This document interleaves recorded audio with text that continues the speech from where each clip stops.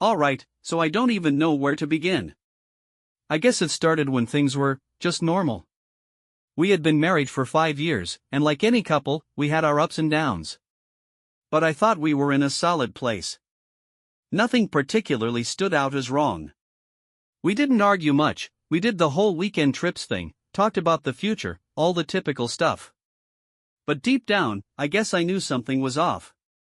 It wasn't anything obvious at first. It started with her being a little distant. At first, I brushed it off. People get busy, right? Work, life, friends, it happens. But over time, I started noticing little things that didn't sit right. She would cancel plans last minute, or say she was too tired when we were supposed to hang out. I thought maybe she was just stressed. I mean, I was working long hours too, but I made the effort to show up when I could. Still, I didn't want to overthink it. It's probably nothing, I kept telling myself. Then one day, everything changed. It was a Tuesday evening when it all came crashing down. I came home from work early, figuring I'd surprise her with dinner. I had this plan, you know? Make a nice meal, maybe open a bottle of wine, and try to reconnect. I figured she'd appreciate it after a stressful week. I walk into the kitchen, and there she is, on the phone. Now, she's always on the phone, so no big deal, right? But there was something in her voice that struck me. It wasn't the usual light chatter. It was low, almost secretive. I tried to shake it off, but the moment I heard her laughing, I couldn't ignore it. And it wasn't a friendly laugh. It was different. Too intimate. Too familiar. I didn't want to jump to conclusions, but my gut was telling me something wasn't right. I decided to hang back and just observe for a minute. She finished the call, and for some reason, I felt compelled to ask her about it. "Hey, who was that?" I asked, trying to sound casual. She just gave me a quick smile and said, "Oh, just work stuff." But something in her eyes, like that flash of panic, made me question everything. I don't know why, but I felt like I was about to uncover something huge. I just didn't know how huge yet. That night, I couldn't sleep. Something was off, and I couldn't shake the feeling. The next day, I found myself checking her phone when she left for work. I wasn't proud of it, but my suspicions had taken root. And what I found, well, let's just say it shattered everything I thought I knew about our relationship. I'll admit it, I went full detective mode. I didn't want to, but once I started, I couldn't stop. I felt like I needed answers, and I couldn't just ignore the nagging voice in the back of my head. I opened her phone. Honestly, I wasn't expecting to find anything. I mean, it's a phone, there's a lot of stuff on there, right? But as I scrolled through her messages, I saw it. There it was, clear as day. She had been texting someone constantly. And it wasn't just friendly "hey, how's your day" texts. These were long conversations, flirtatious, and to make it worse, they were daily. At first, I didn't know what to feel. My heart was racing, and I had this sick feeling in my stomach. But I kept reading. I couldn't stop. And as I kept scrolling, I saw something that made my blood run cold: plans. They were making plans to meet up. In our city. And the thing that really hit me hard was the fact that she'd said she couldn't wait to see him again. See him. Not meet up, not hang out. It was personal. Too personal. I felt like I'd been sucker punched. This wasn't some innocent mistake or miscommunication. This was real. She was having an affair. I'm not gonna lie, I sat there for a good hour just staring at the screen. I couldn't wrap my head around it. All these little moments from the past few months started clicking into place. The distance, the late nights, the weird vibe. I couldn't believe it, but at the same time, it all made sense. I didn't confront her immediately. No. I needed time to process it. To figure out what to do next. But I couldn't just pretend everything was fine either. The truth had hit me like a ton of bricks, and now I had to deal with it. After hours of agonizing over what to do, I knew I couldn't avoid it anymore. I had to confront her. As much as I wanted to ignore it or just hope it would blow over, I couldn't. I wasn't the kind of person who could pretend nothing was wrong. So, I waited until she came home, my mind racing with 1,000 different scenarios. How should I approach this? Should I yell? Be calm? I had no idea what I was going to say. She walked through the door, and I could feel the tension in the air immediately. It was like a weight on my chest. I didn't even have to say anything.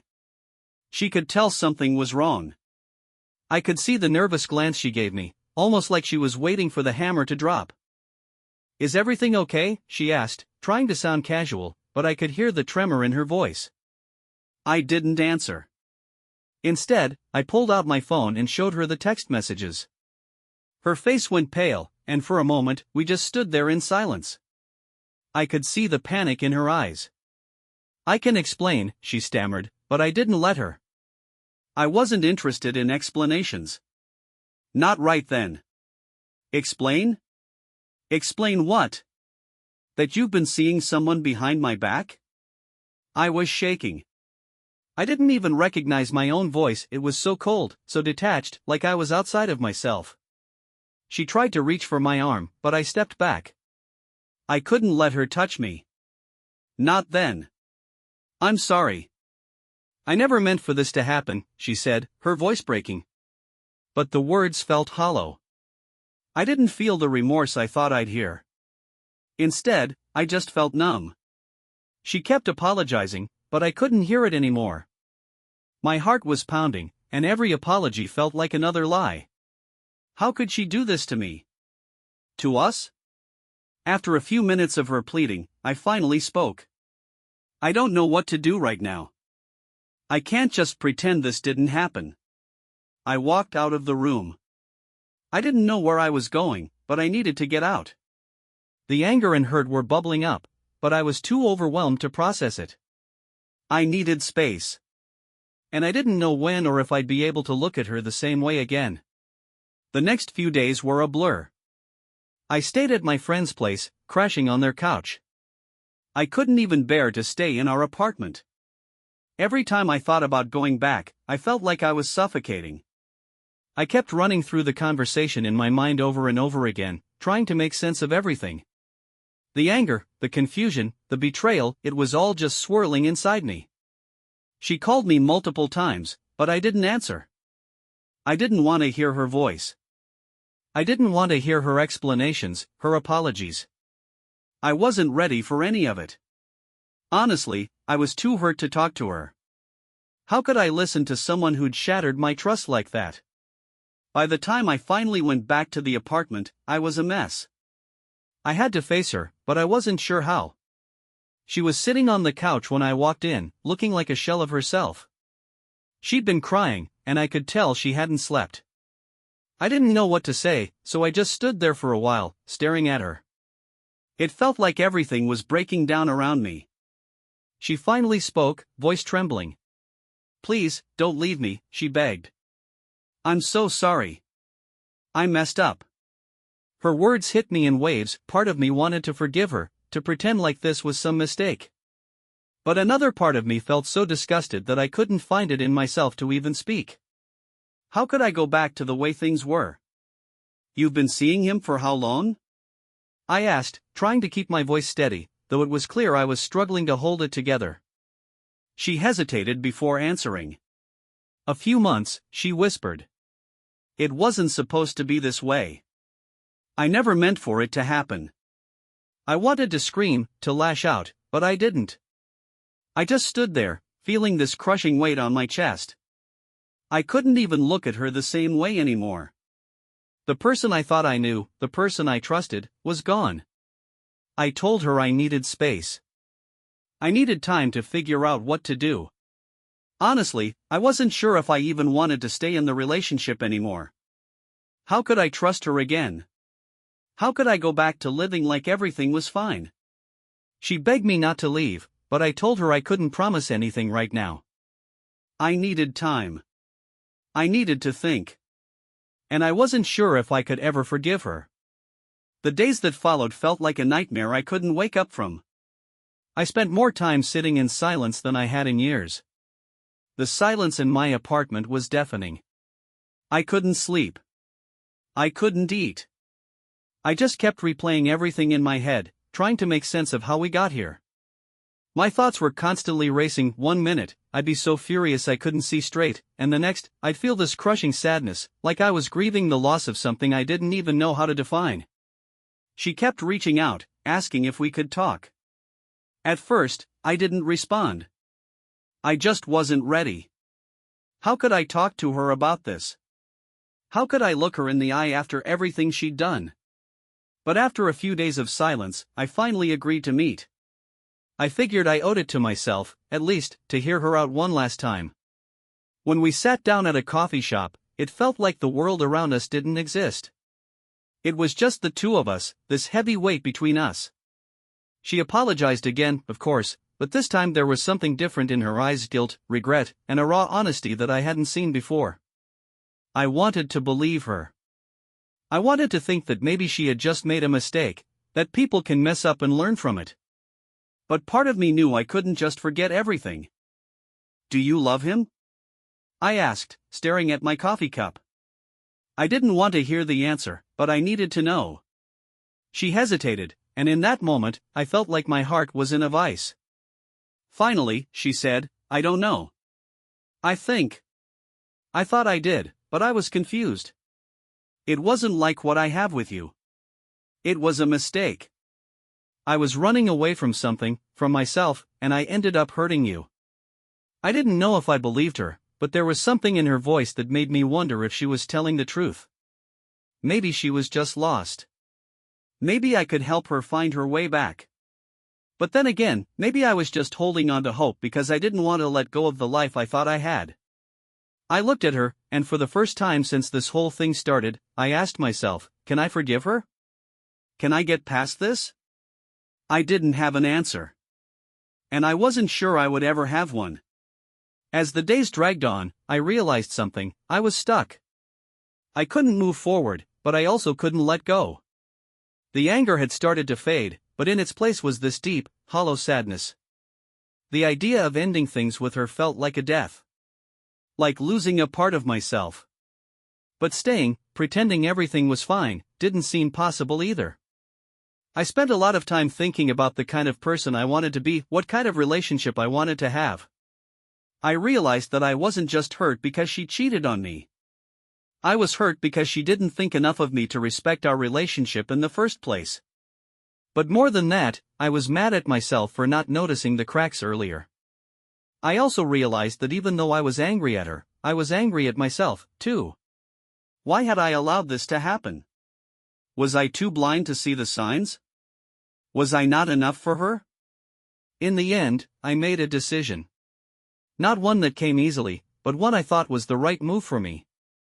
I needed to take a step back and focus on myself. I sat her down and told her that I couldn't continue living this way. I couldn't keep pretending that things would go back to normal, because they wouldn't. She wasn't the same person anymore, and neither was I.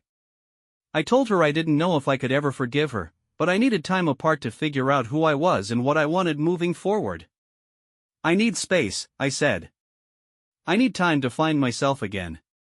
She looked devastated, and honestly, I felt like a piece of my heart broke when I saw how much she was hurting. But at the same time, I knew I was doing the right thing. I couldn't heal in this environment. I couldn't rebuild trust when the foundation was cracked beyond repair. We agreed to take a break. Not a breakup, but a pause, something to give us both the space to breathe and process everything. It wasn't an easy decision, but I knew it was the only one that gave me a chance to figure out who I really was in all of this. And that was the first step toward healing. At least, that's what I hoped. The first few days after we agreed to take a break were the hardest. It felt like I was living in limbo. The silence was deafening. I'd wake up every morning in a fog, unsure of what to do with myself. I didn't know if I should be mad at her, feel sorry for her, or just focus on myself. But all I could do was replay everything in my head over and over again. I kept going through the same cycle. I'd get angry, then feel sad, then question everything. Was I not enough? It was like being on a damn emotional roller coaster that I couldn't get off.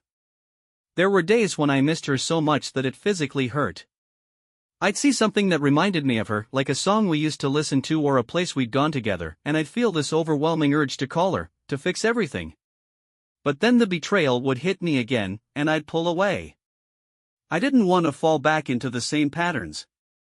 I didn't want to go back to pretending everything was okay when it clearly wasn't. In those moments, I did the only thing I could: focus on me. I started going to therapy. I never thought I'd be the kind of person to go, but honestly, I needed someone to help me process all this. It was the first step toward figuring out what I wanted out of this mess. I also threw myself into work, picking up extra projects, staying busy. Anything to avoid being alone with my thoughts. But it wasn't just about staying busy. I had to figure out if this was something I could forgive. I needed time away to think, and more importantly, to feel. I couldn't keep running from the emotions. Then came the unexpected part. I started to feel a little better. Not in an everything's fixed kind of way, but in a maybe I'm not broken kind of way. The more time I spent by myself, the more I started to realize how much I'd lost myself in the relationship. I'd put everything into us, into her, and forgotten about me. I was rediscovering the things I loved, the things that made me, me. But at the same time, I still loved her. The pain of what she did to me didn't just disappear, but neither did the love I'd felt for her. And that's when I realized love wasn't enough to fix things. There needed to be trust, respect, and a foundation that didn't crack under pressure. Could I get that back? I wasn't sure yet. I just knew I wasn't ready to make any rash decisions. I needed time. Time for her. Time for me. Time for us to figure out what the hell this all meant. Weeks went by, and I spent my time in a strange kind of limbo. I wasn't entirely moving forward, but I wasn't stuck either. The first real test came when she reached out to me again. It was just a text: "Can we meet? I really need to talk." My first instinct was to ignore it. I'd been holding on to the peace I'd found, and the idea of reopening that wound felt like too much. But then, I thought about it. She was asking to talk, and honestly, I needed closure. I agreed to meet her at a cafe. When I saw her, she looked different. Her face was tired, but there was something in her eyes: more remorse, more reflection. She looked like someone who had been through a storm and was still trying to find their footing. And I realized something in that moment: so was I. She didn't waste any time. The first thing she said was, "I'm sorry. I can't stop thinking about how much I hurt you. I know I don't deserve your forgiveness, but I want you to know that I see what I did. I see the damage I caused, and it's eating me alive." I sat there, listening, trying not to let the flood of emotions overwhelm me. Part of me wanted to scream, to yell at her, to ask why she couldn't just be honest with me. But the other part of me, the part that had been working on healing, knew I couldn't do that anymore. I had to listen. I had to decide for myself if this was something I could move past. "I don't know if I can forgive you," I finally said. "I don't know if I even want to try." My voice shook, but I didn't look away from her. I've spent so much time trying to figure out what's next, and right now, I just don't know what I want. She nodded, accepting it. "I understand. I'm not asking you to forgive me right now. I'm asking you to give me a chance to prove that I'm sorry, to show you that I can be better." I didn't say anything at first. I didn't know what I could say. My heart was still in pieces, and I didn't know if I wanted to risk putting it back together with her. But I did know one thing: this conversation, this moment, had given me something I hadn't had in weeks: clarity. I wasn't ready to make any promises, but I wasn't completely shutting her out either. "I'm not sure if I can trust you again," I admitted. "But I'm willing to take this one step at a time. That's all I can give you." She didn't argue. She just nodded, tears welling in her eyes. We sat there for a while, in silence, not needing to say anything more. It wasn't the answer she wanted, but it was the answer I needed. I had to take control of my life again, and that meant putting myself first for once. There were no easy answers, no quick fixes, but for the first time in a long time, I felt like I was on the path to figuring out what I needed. Over the next few weeks, things between us started to feel different. Not in a we're back to normal kind of way, but in a quieter, more honest way. We talked more openly about what had happened, about her affair, about my pain, and about the distance that had built up over time. For the first time, I felt like we were addressing things head-on, not sweeping them under the rug. And, surprisingly, I wasn't feeling as angry as I had before. But don't get me wrong, I wasn't all sunshine and rainbows. I still had moments where the hurt hit me like a freight train, and there were nights I stayed awake, staring at the ceiling, wondering if I was making a mistake. One of the hardest parts was seeing her try so hard. She was doing everything right, showing up, apologizing, listening to me when I needed to vent, giving me space when I needed it. But no matter how many times she showed me she was sorry, part of me still wasn't sure if I could ever really forgive her.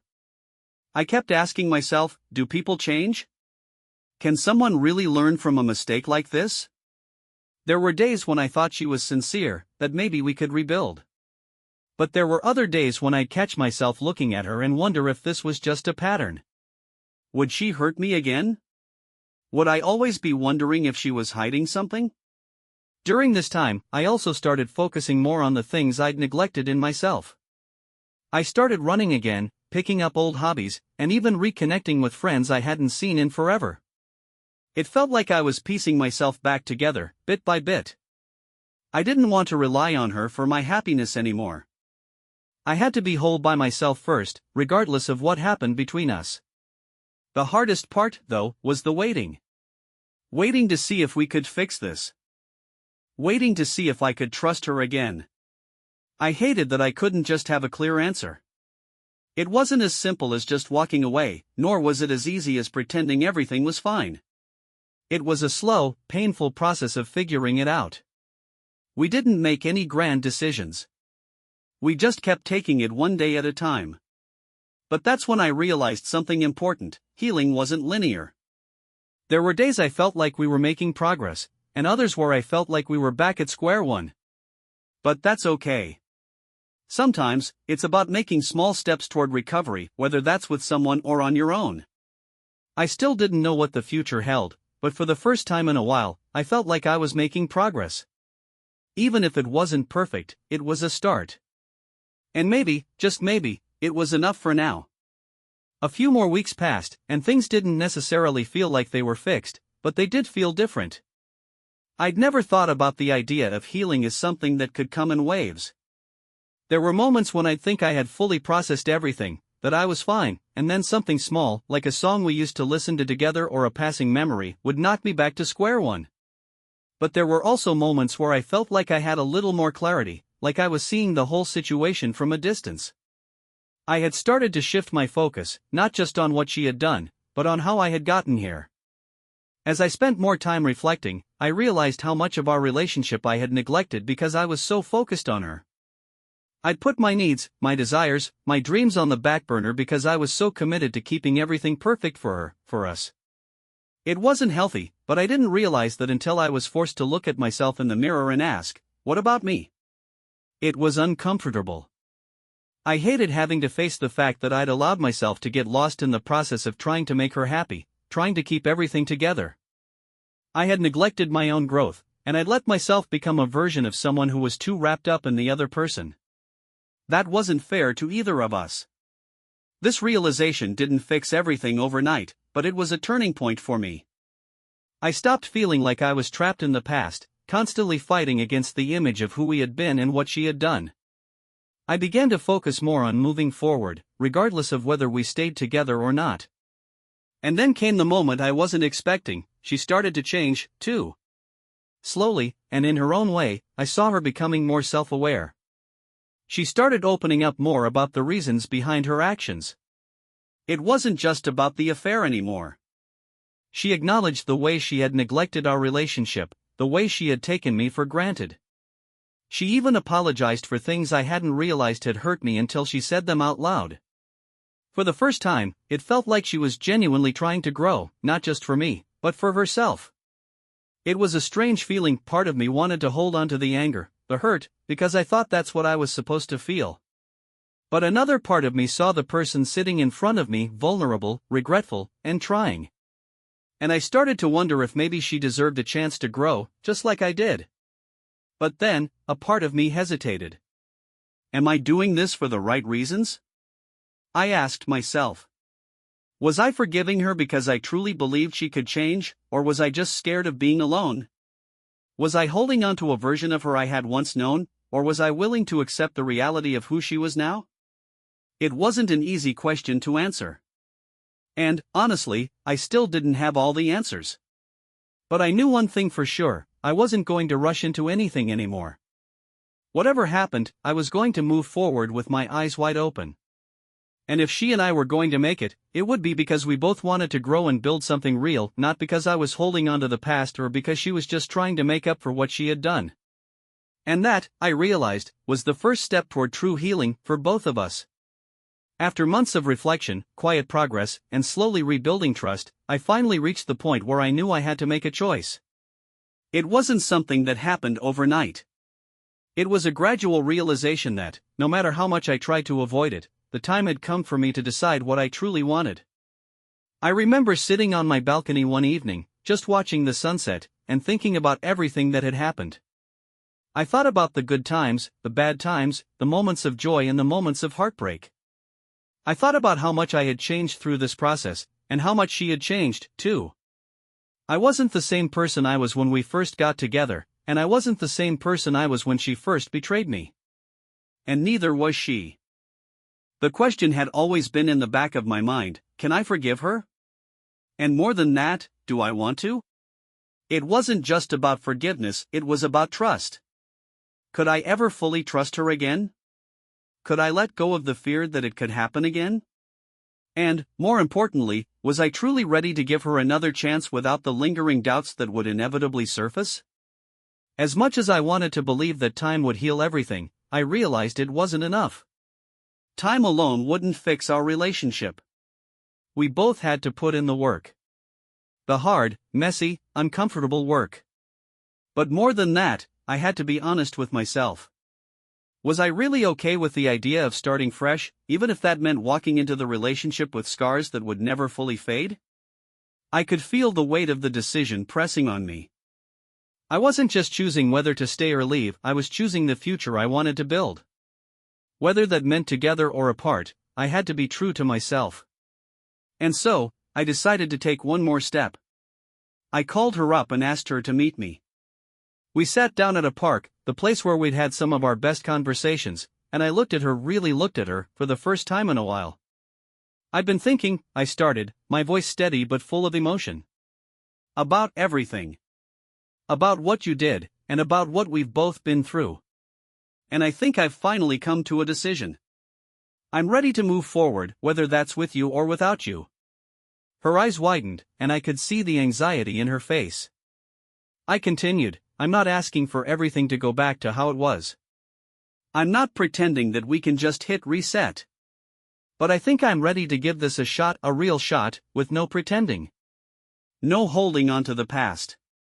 She reached out, taking my hand in hers. I don't want you to feel like you have to forgive me just to make things easier, she said, her voice trembling. I know what I did, and I know how much I hurt you. I just want the chance to prove that I can be the person you need me to be.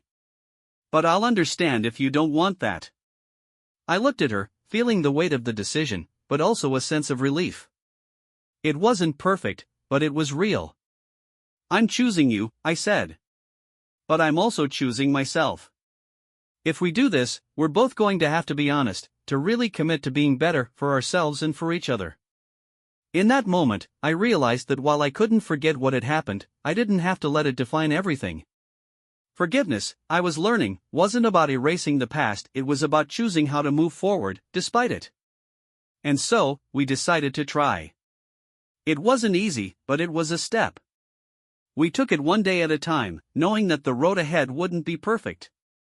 But we also knew that if we were going to make it, we had to be honest, vulnerable, and ready to rebuild not just the relationship, but ourselves.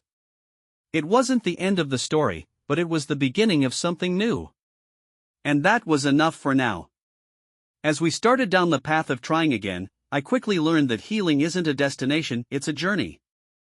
And sometimes, it's a really rocky one. There were moments when I thought we were making great progress, that everything was moving in the right direction. But there were also days when I felt like we were stuck, circling back to old arguments, old hurts, and old wounds that neither of us knew how to fully heal. It wasn't just about rebuilding trust, it was about rebuilding us. We had to start from scratch in so many ways, relearning how to communicate, how to show affection, how to deal with conflict. There were awkward moments where I felt like a stranger to her, and vice versa. I could see the effort she was putting in, and I wanted to appreciate it, but sometimes, the fear and the doubt crept back in, threatening to undo everything we were trying to rebuild. There were nights when we stayed up talking for hours, unpacking everything from the affair to the cracks in our relationship that had been there long before any of this happened. I would admit things I'd never said out loud, like how I had neglected myself and our needs in the relationship. And she would share how her own insecurities had played a part in the decisions she made, how she'd been running from something inside herself. It was raw. It was painful. But it was also real. We both cried, a lot. I cried for the man I used to be, the one who had trusted blindly and believed that love could fix everything. And she cried for the woman she had been, the one who thought she could escape her own issues by burying them in someone else. The turning point, for me, came when I realized something important. I had to stop looking at the relationship as broken. Yes, it had been shattered. But it didn't have to stay that way. We could rebuild it, piece by piece. But only if we both wanted it. Only if we were both willing to fight for it, not just for each other, but for ourselves. The next few months were filled with small victories and setbacks. Sometimes, we'd have great days, where everything felt right again, like we were back to who we used to be. Other times, we'd clash, and the old wounds would resurface, raw and painful. But each time we faced a setback, I reminded myself that this wasn't about perfection. It was about progress. It was about making a conscious decision every day to choose each other, even when it was hard. And then there were the quiet moments, like when we would sit in silence, both exhausted from the emotional labor, but still there, still trying. It wasn't glamorous, but it was real. And that, I realized, was the foundation of any strong relationship. Not the moments of blissful perfection, but the ability to sit with the pain, the discomfort, and still choose to keep moving forward together.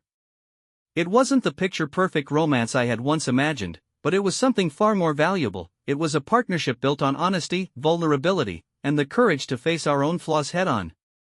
And that was enough for me. We didn't have all the answers. We didn't know where the future would take us. But for the first time in a long time, I felt like I was ready to face it, whatever it held, with her by my side. That, I thought, was the real beginning of healing. As time passed, I began to realize that the true test wasn't whether or not I could forgive her, it was whether we could both sustain this newfound honesty and vulnerability. We had spent so much time masking our issues, ignoring the cracks, pretending things were fine when they weren't. But now, there was no more pretending. Every day, we were showing up as our true selves, flawed, imperfect, but trying. One of the most difficult challenges was dealing with the lingering trust issues. Even though I had made the decision to move forward with her, there were moments when the past would rise up like a ghost, whispering doubts in my ear. I'd question whether I was just fooling myself, if I was really ready to put the pieces of my heart back together with her, or if I was still just too scared to face the reality that things may never truly be the same. I remember one evening, after a small argument over something trivial, nothing that had to do with the affair at all, I suddenly felt an overwhelming wave of panic. What if this wasn't going to work? What if we just kept going in circles, fighting the same battles without any resolution? The doubts flooded in, and I felt like I was on the edge of losing everything again. But instead of retreating into myself, like I would have before, I did something different. I told her exactly how I was feeling. I let her in. "I'm scared," I said, my voice shaky. "I'm scared that we're going to keep having these moments where we feel okay, and then something will trigger the past, and we'll just fall apart again. I don't know how to get past that." She looked at me, her eyes filled with understanding, and for the first time, I saw a flicker of the person I had fallen in love with, the person who was willing to face the discomfort, the fear, and be there with me in it. "I'm scared too," she admitted. But I'm not giving up on us. I know we've got a long road ahead, but I believe we can make it. It wasn't some magical moment where everything was suddenly perfect, but it was the first time we had openly acknowledged the fear that had been hovering over us. And in that acknowledgement, I felt something shift, like we had just taken a step toward breaking free from the cycle of doubt. It wasn't about having all the answers. It was about having the courage to face the unknown, together. We didn't have all the tools we needed to make everything work perfectly. There were still days when I felt overwhelmed by the weight of our past. There were still moments when I would catch myself wondering if I had made the right choice, or if I was setting myself up for heartbreak again. But then I would remember something important: it wasn't about being perfect, or even about getting everything right. It was about showing up. It was about making the decision to trust again, even when it was hard. It was about choosing to be vulnerable, to keep fighting, even when the future seemed uncertain. And that, I realized, was the real test of time, not whether the relationship could be fixed, but whether we were willing to keep putting in the effort. Not just for each other, but for ourselves. There were still many steps ahead, many obstacles to face. But as I looked at her, as we sat there talking through our fears and doubts, I knew that we were no longer just two people trying to avoid the past. We were two people deciding to move forward, with all our baggage, all our flaws, and all our imperfections, and still choosing to walk down the road ahead, together. And that felt like the most real and honest thing we had ever done. As the months rolled on, we continued to grow, not just as a couple, but as individuals. It wasn't always easy. There were still moments of doubt, still times when I would wake up, thinking about what had happened, wondering if I could ever truly leave it behind. But I started realizing something crucial: healing wasn't just about fixing our relationship, it was about fixing myself, too. I had to stop looking at the affair as a permanent scar and instead see it as a painful, but temporary chapter. That didn't mean the scars weren't there, it just meant I wasn't going to let them define the rest of my life. I found new strength in learning to set boundaries, not just with her, but with myself. I had to stop living in fear of the past repeating itself and start living in the present. It meant reminding myself that, every day, I had a choice to either keep moving forward or stay stuck in the anger, the hurt, and the uncertainty. That's the thing about healing: it's not linear, and it's not easy, but it's possible if you're willing to do the work. As for us, we were still figuring it out, but we were doing it together. It wasn't always smooth sailing, but we were communicating in ways we never had before. We were more honest, more open, and more willing to tackle the difficult conversations, whether about trust, our personal fears, or what we needed from each other. And with each conversation, we were slowly rebuilding the foundation of our relationship. But the most important lesson I learned was this: forgiveness is not a one-time thing. It's not something you just offer once and move on. It's a daily choice. It's something you have to choose again and again, especially when the past tries to creep up. I realized that I had to forgive her not just for the affair, but for the ways we both contributed to our disconnect. And I had to forgive myself, too, for not seeing things clearly before. Forgiveness wasn't just for her, it was for me, too. And, over time, I noticed that I was no longer looking for validation from her to feel whole. I had started rebuilding my self-worth, my confidence, and my happiness on my own. She was an important part of my life, but I had learned that I couldn't rely on anyone else to complete me. I had to be whole first. That realization was liberating.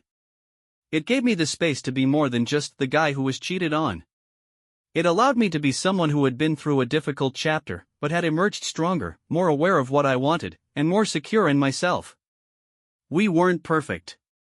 We still had our bad days, still faced moments where our past tried to sneak into the present.